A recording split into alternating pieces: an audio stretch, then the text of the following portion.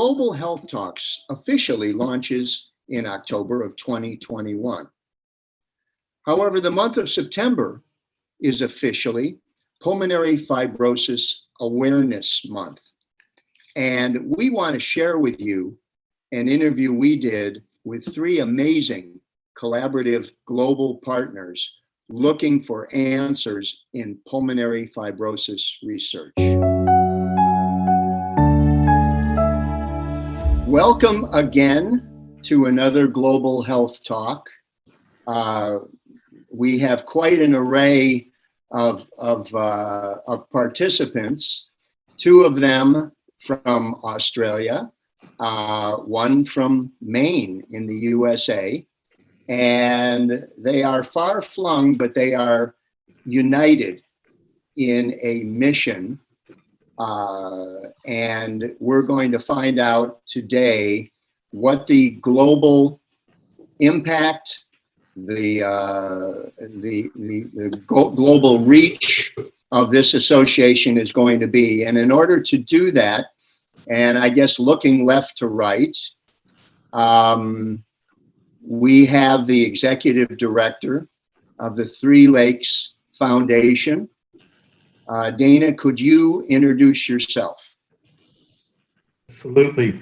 My name is Dana Ball. I'm the executive director of Three Lakes Foundation. Three Lakes Foundation is a US-based private foundation that's dedicated to improving time to diagnosis and accelerating therapies in pulmonary fibrosis. Wonderful. And next to you is? Good morning, Mike. My name is Mark Brooke, and it really is my privilege to be the Chief Executive Officer of the Lung Foundation Australia. The Lung Foundation is Australia's leading patient organisation that covers a very wide array of lung diseases, and including rare lung diseases like idiopathic pulmonary fibrosis. So our foundation promotes and sponsors the interests of patients living with lung diseases and lung cancer, but more importantly, reaches out and collaborates with researchers, not just here in Australia, but right across the world to promote a better quality of life for anyone living with lung disease. Well, thank you for that work, and thank you for explaining that. And finally, although we should not leave the lady in the group to last, but this is where you're situated, Tamera. Please tell us about yourself, who you are, and what it is you're doing in this distinguished group. Hi, Mike. Yes, my name is Tamera Corte. I'm a pulmonologist in Sydney, Australia, the director of interstitial lung disease here.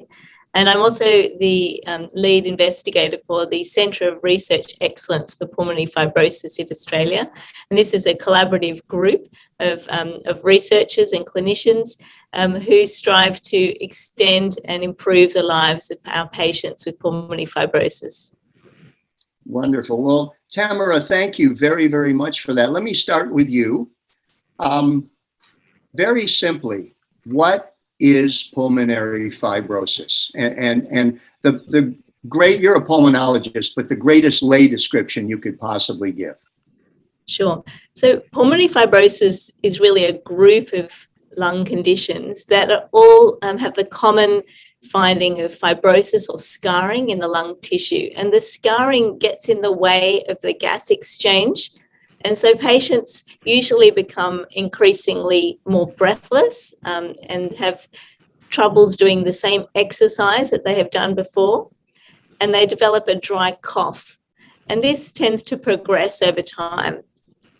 Pulmonary fibrosis can be due to many different things, but sometimes it's related to things in the environment, such as occupational exposures like asbestos or silica. Sometimes it's other types of exposures, such as mold or damp or even feathers or birds. And then sometimes it can be related to an underlying condition that the person might have, such as an autoimmune condition like scleroderma, for example, or rheumatoid arthritis. Less commonly, it can be run in families, so have genetic causes. But in fact, most commonly, there's no cause. And so in that case, we call it idiopathic, so idiopathic pulmonary fibrosis. And it's that particular group which we really worry about. They have a shorter survival of about 2 to 5 years from diagnosis. So it's a very serious condition, and one which needs a lot of research and a lot of improvement in how we can treat these patients. Okay. Can you, without necessarily quantifying, can you discuss with us for a brief moment what the global impact is of pulmonary fibrosis? How is it found everywhere, and to a greater or lesser degree where, among what populations? Oh, that's a really good question, and I think something which is not really well understood. But what I can say is that, yes, it is something which is found in all different parts of the globe.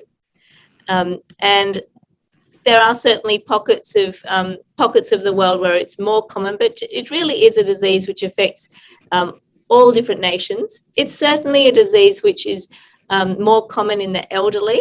So with age, people are more likely to develop pulmonary fibrosis.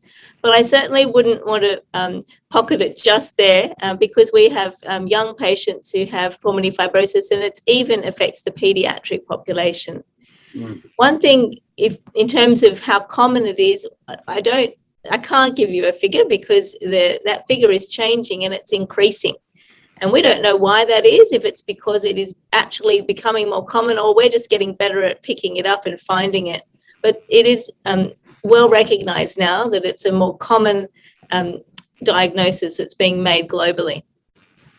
Okay, and particularly with regard to COVID, since it is it's greatly affecting the senior populations, are you really seeing a great impact from those who suffer from it, who later get COVID and are comorbid with that? Absolutely. I mean, not so much here in Australia. We're very fortunate so far, but globally that has definitely been described, that patients with comorbidities such as pulmonary fibrosis and other lung conditions are hit harder by COVID. But also people who never had a lung condition who get COVID can then develop pulmonary fibrosis. So it works both ways. And we're certainly starting to see patients who've had COVID and who now have pulmonary fibrosis. So I think we're going to be looking at a lot more of that population in the years to come. Okay, thank you so much. Mark, okay, we've just heard from our lead investigator. Now we move over to this foundation, the Lung Foundation Australia. Tell us a little bit about the organization and tell us a little bit about what your dream apparatus would be to get this global program started. How big is this? How many people do you have to involve? Is it unwieldy or is it actually a doable thing? And I don't think you'd be involved with it if it wasn't a doable thing, but I want to hear what the architecture would be. It's a great question, Mike. I sort of use the analogy, you have to start a marathon to finish it. And from our perspective, the Lung Foundation, which has been around for over 30 years and has been working with Tamera and her team for over 10 years now in a very innovative IPF registry. Our vision is to give patients hope. And I think we can talk about prevalence and we can talk about the impact that the disease can have. But as someone who meets patients with pulmonary fibrosis on a weekly basis and who talks to their families, I can tell you that this is as debilitating as many of the cancers, yet it's not very well known. And within our own community, the people I meet are really searching for answers, and they're longing for information and they're longing for trusted information, and that's why they come to the Lung Foundation. Our whole remit is about taking the best and the brightest science and research and translating that into information and support that patients can take away and improve the quality of lives and then live their best life. As you've just heard Tamera say, the diagnosis is incredibly devastating for people, and survivorship between 2 and 5 years can be a real blow to people at the point of their life when they want to be out and retire. So if you think about the Lung Foundation as being a bit of an anchor and a point of trust, a safe harbour for many people, that's the way that we view ourselves. Increasingly, Australia might be an island at the bottom of the world, but we recognise that we have to work within a global community. And our partnership with Dana and the Three Lakes Foundation and the work that Tamera and her research colleagues are doing globally is an important endeavour. We know increasingly that right across the world there will be pockets of research that needs to be joined together if we're to have a common goal of supporting patients and ultimately finding a cure for this terrible disease. And shrinking the globe, bringing people together is not so much a challenge, because I think the one thing that Tamera and all of her co-investigators and the scientific and research community in pulmonary fibrosis here in Australia have done is they lead the way in terms of collaboration and cooperation. They have multiple centres and multiple sites working together, sharing information, sharing research and intelligence in a common fight. And so our vision is to be able to replicate that esprit de corps that happens here in Australia on a global level, and to attract philanthropic investors. I mean, a cure takes two things, time and money. And patients don't have a whole lot of time. But philanthropists like the very generous donor here in Australia that is supporting Tamera's work and our foundation, they're willing to step forward with that dollars if we're willing to step forward with the ideas and the innovation necessary to drive a better day and a hope for people. I understand, Tamera, that you've been concentrating on 6 specific areas of research. Can you tell us just briefly what those areas are? And for each one, can you tell us why it's so important to the overall gain of the collaboration? Absolutely. Thanks, Mike. So I think what's important to understand is that we're already working in the Centre of Research Excellence for Pulmonary Fibrosis on a wide range of research activities. Some of these include the quite well recognised Australian IPF registry, which has been going on now since 2012. But this collaboration is really allowing us to work on a new strategic group of projects, which I'm really excited about. And some of these include, like I mentioned before, the artificial intelligence focus on trying to stratify patients who are going to progress quicker rather than others and allow targeted management approach. We've got other project looking at self-management, where patients themselves are involved in their own management. Another project looking at COVID-19 in our patients with pulmonary fibrosis.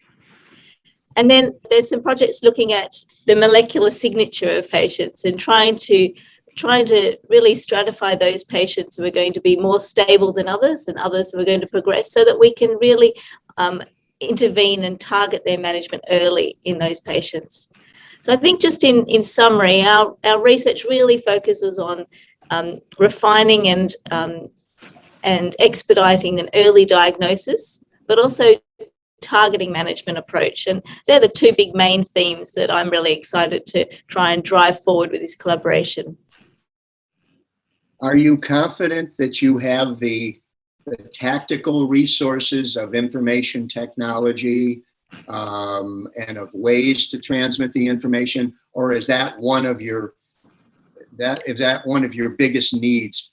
I only ask that because in doing global health talks, on the day before I speak with you, I might speak with someone who has the answer to what it is you're looking for. So I think you're right. I think in medicine, generally, that area is really growing at a really exciting rate. So I would be really silly to say that we have all the answers, because we don't have the answers, because they're developing as I'm sitting here talking to you. But it's great. It's really exciting to be part of that. And so some of the work we're doing looking at artificial intelligence and that sort of thing is really extremely exciting for me. And to be part of that journey is really exciting. Wonderful. All right. So Dana, you're champing at the bit. I know.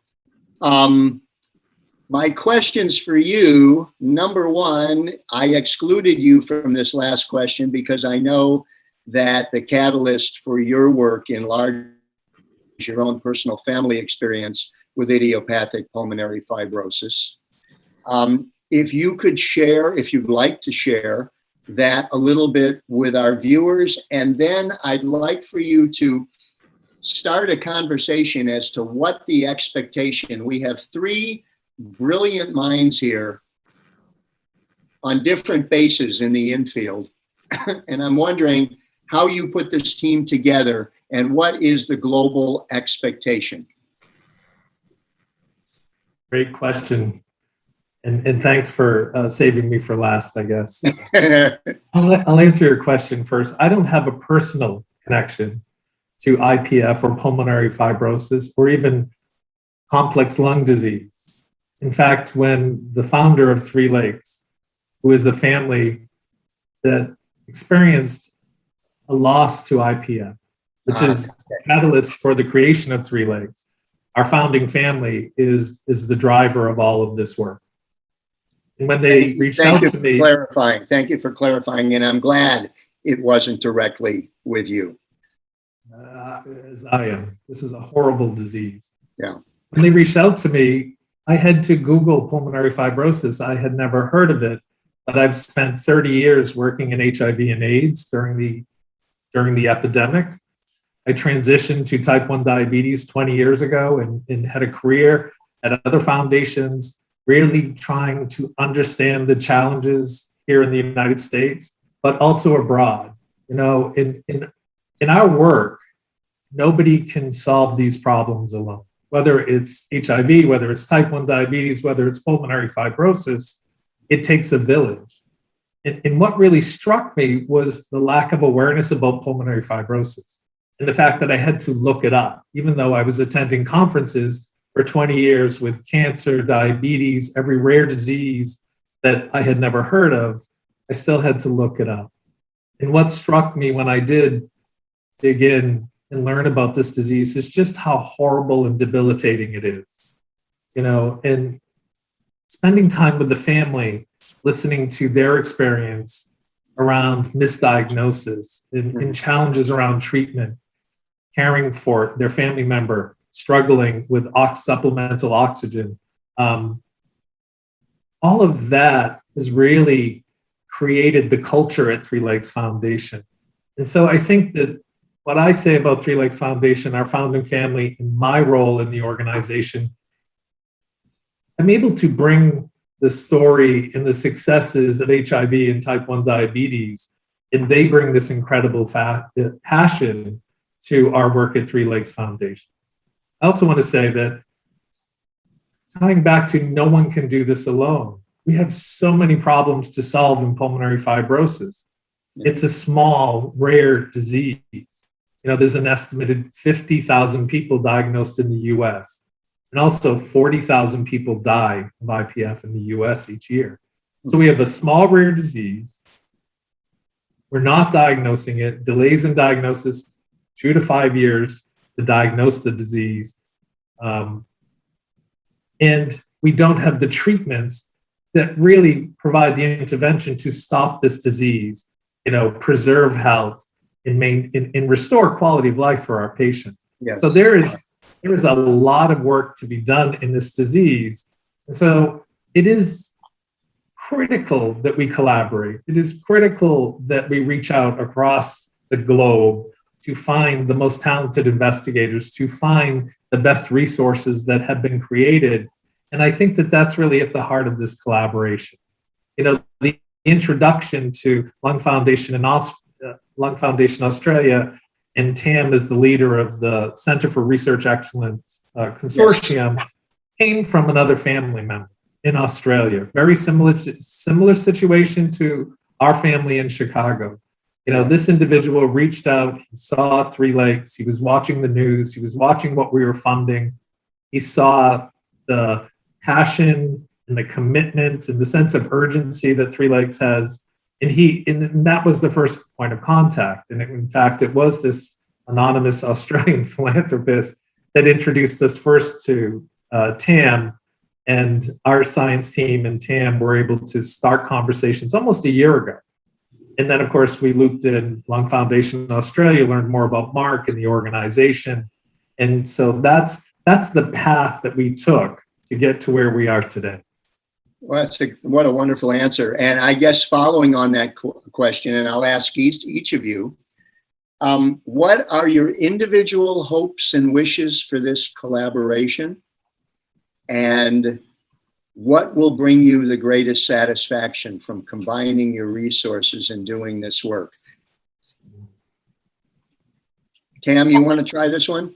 I'll go, Mark. I think for me, it's pooling together the talent of the Three Lakes Foundation, the Lung Foundation, and global researchers to really drill down into those urgent questions that need to be met. And as I've said, you know, time and money are the greatest barriers for research, and we really do need to find a way to reach out beyond the wonderful philanthropic family here in Australia, Dana's foundation and their commitment, and join with others right across the world, join with other philanthropic groups that have an interest in pulmonary fibrosis or indeed rare lung diseases, and ask them to step forward with their funding and their might and their intellect, and bring to bear really tricky and wicked questions that need to be answered. Tam is right. We're on the cusp of a new age of information technology that will revolutionise the way in which patient care, and COVID has accelerated that.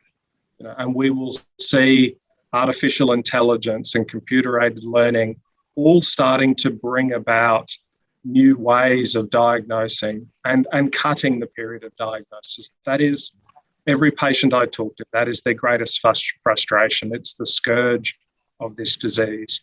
But bringing new techniques and new biomarkers and new treatments is our ambition. And it might seem like a lofty ambition, but a wonderful patient of ours named Bill Van Nierop paddled Australia's Murray River. Now, that's the longest river in this country. It's over 1,000 kilometres. I can't remember what that is in miles. Yeah. And he paddled it with 52% lung capacity. And along the way, raised hundreds of thousands of dollars and brought significant awareness to pulmonary fibrosis. If Bill can do that on 52% lung capacity, then it's up. The onus is on people like Dana and I to bring all of our intellect to find new ways and new resources to make this problem no longer a problem. Well, let me comment on that too. Some years ago, I was working at MD Anderson, and it was my great pleasure to meet Dr. Craig Jordan, who's the man who developed tamoxifen. Yeah. And I was sitting and chatting with him, and this is where at first blush, I realized that it does take an army to get stuff done. Because as happy as he was to have done this pivotal work, he said, I won't even know what to do with tamoxifen until I ask IBM Watson. And so they sent me to Newark, and I saw what IBM Watson on a global scale was being able to provide in terms of the application framework for this tamoxifen. And I realized, and now, I mean, that was 20 years ago. And now what I'm seeing is the lightning speed of being able to do this. So I guess that's my way of saying, being a media communications guy, that the access is here for you. You will be able to, you might not have had a prayer of doing this 15 years ago. But now what's happening is we're passing information back and forth at lightning speed. Tamera, I'll give you the last word here. Basically, what is your expectation for the collaboration?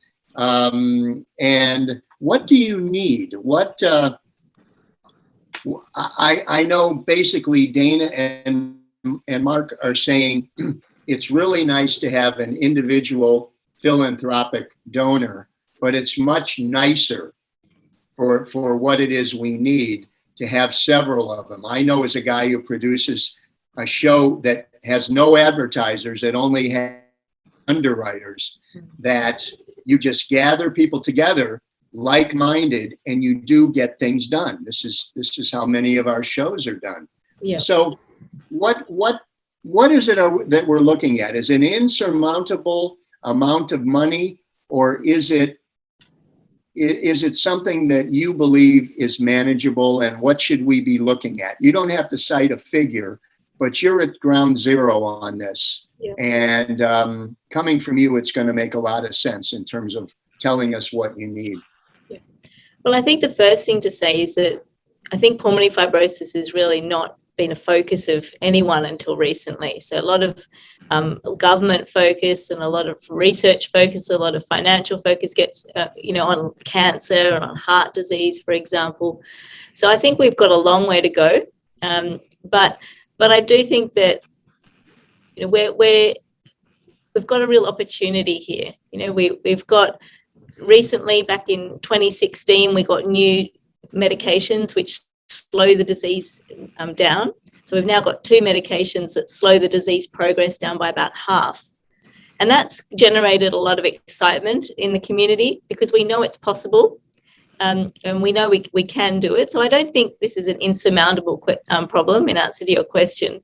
But it is something which has only had a little bit of headway. So we've got a long way to go. And I think by grouping together globally, we've got a lot bigger chance of achieving something. So I think, in answer to your question about what my hopes are, I hope by working together, and this is just a little start between the Centre of Research Excellence and the Lung Foundation in Australia and 3 Lakes Foundation in the US, but by collaborating across internationally, that we can do more together than we can do individually. And I'm sure that's the case.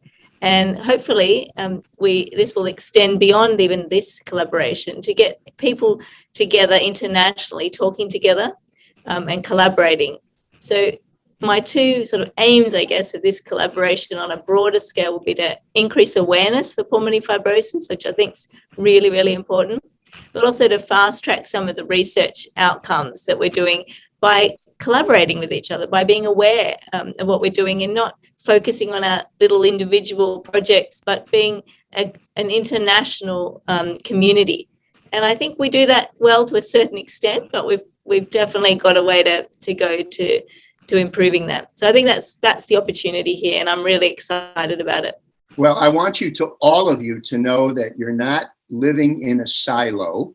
As recently as this week, had a conversation with Children's Hospital of Orange County and Children's Hospital of Los Angeles, the lead pediatric cardiologist at one, and another esteemed MD at the other. And their core problem is simply this. And when I heard this problem, it actually blew me away.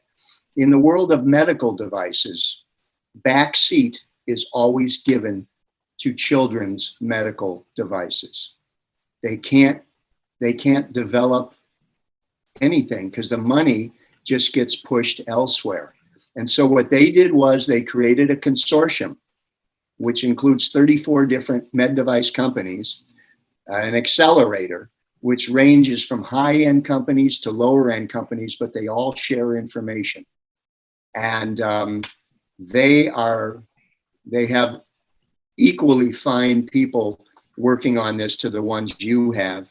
And I've seen how amazing, certainly I actually started the first ethical pharmaceutical ad agency in Sydney many years ago, very early in my career. And people didn't know what ethical pharmaceuticals were. Pretty much I didn't either.